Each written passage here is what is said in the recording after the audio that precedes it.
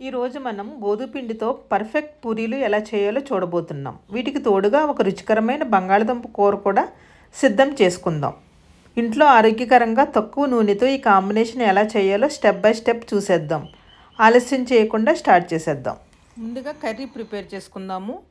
ఈ కర్రీ చాలా రుచికరంగా ఉంటుంది. పూరీలకి అలాగే చపాతీకి కూడా చాలా బాగుంటుంది ఈ కర్రీ. ఈ కూర చాలా సింపుల్ ప్రాసెస్ చేసుకోవడం కూడా. ఇంకా ఆలస్యం చేయకుండా చూసేద్దాము. దానికోసం ముందుగా బంగాళదుంపలు ఉడికించుకోవాలి. ఉడికించుకుని చల్లారిన తర్వాత పై తొక్కలు తీసేసుకుని ఈ విధంగా స్మాషర్ ద్వారా ఇలా చేస్తే ముద్దగా అవ్వాలన్నమాట. ఇలా ఉండాలండి దుంపలు. ఇలా అంత మెత్తగా స్మాష్ చేసుకోవాలి. తర్వాత స్టవ్ ఆన్ చేసి ప్యాన్ పెట్టి తగినంత ఆయిల్ వేసుకొని మినప్పప్పు స్పూను, జీలకర్ర ఒక స్పూను, ఆవాలు ఒక స్పూను వేసుకోవాలి. ఈ తాలింపు కొంచెం వేగిన తర్వాత ఎండుమిరపకాయ, కరివేపాకు కూడా వేసుకోవాలి. తర్వాత చిన్న అల్లం ముక్కల్లా కట్ చేసి వేసుకోవాలి అల్లం. అలాగే 2 పచ్చిమిర్చి అవి కూడా చిన్న ముక్కల్లా కట్ చేసుకోవాలి. ఈ బంగాళదుంప కూరలో ఉల్లిపాయలు అలాగే క్యారెట్ కూడా చాలా బాగుంటుందండి. ఒక క్యారెట్ తీసుకుని దాన్ని కూడా ముక్కల్లా కట్ చేసుకుని వేసుకోవాలి. ఈ విధంగా కొంచెం ఇలా ఫ్రై అయిన తర్వాత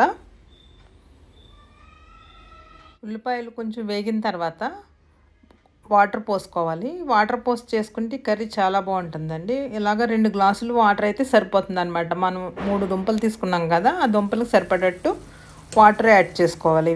వాటర్ ఇలా బాయిల్ అయిన తర్వాత ఈ పొటాటో స్మాష్ చేసుకున్న పొటాటో ముద్ద ఉంది కదా, దీన్ని వేసుకోవాలి. ఇంత బాగా కలిసేటట్టు ఈ విధంగా కలుపుకోవాలి స్మాషర్తో. కలుపుకున్న తర్వాత మనకు రుచికి సరిపడేటట్టు సాల్ట్ వేసుకోవాలి. అలాగే పసుపు కూడా వేసుకోవాలి. పసుపు యాంటీబయాటిక్ మూలం లాస్ట్లో వేయడం వల్ల కర్రీకి మంచి కలర్ ఉంటుంది. హెల్త్ బెనిఫిట్స్ ఏమి కూడా పోవు. 1 నిమిషం పాటు ఉడికించుకుంటే మనకి perfect Puri combination curry ready అయిపోయింది. అంతేనండి, చాలా సింపుల్గా కూర తయారు చేసుకోవచ్చు. పూరీ కూర ఇది చాలా బాగుంటుంది. పిల్లలు కూడా చాలా ఇష్టంగా తింటారు. నెక్స్ట్ పూరీ తయారు చేసుకుందాం. ఇలా చేస్తే పెద్దగా కష్టపడిన అవసరం లేదు. ఎన్ని పూరీలన్నీ ఈజీగా పిండి తీసుకోవాలి.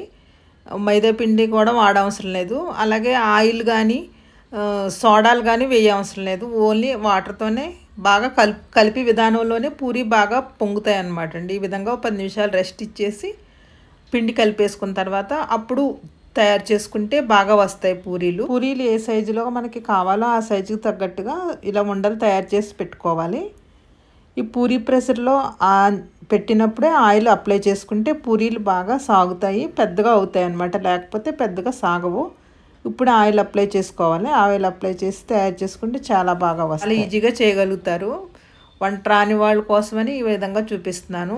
ఆల్రెడీ వచ్చేసిన వాళ్ళ కోసం కాదు, కొత్తగా నేర్చుకునే పిల్లలు అది ఉంటారు కదా, వాళ్ళ కోసం ఇలా ఈజీగా చేసుకోవచ్చు. ఈ పూరీ ప్రెషర్తో చాలా బాగుంటాయి. అన్నీ ఈవెన్గా కూడా వస్తే కరెక్ట్గా పొంగుతాయి. ఈ విధంగా బండిలో ఆయిల్ వేసుకుని ఒక ప్లేట్లో వేసేసుకుని ఒకసారి వేయించేసుకోవచ్చు కూడా.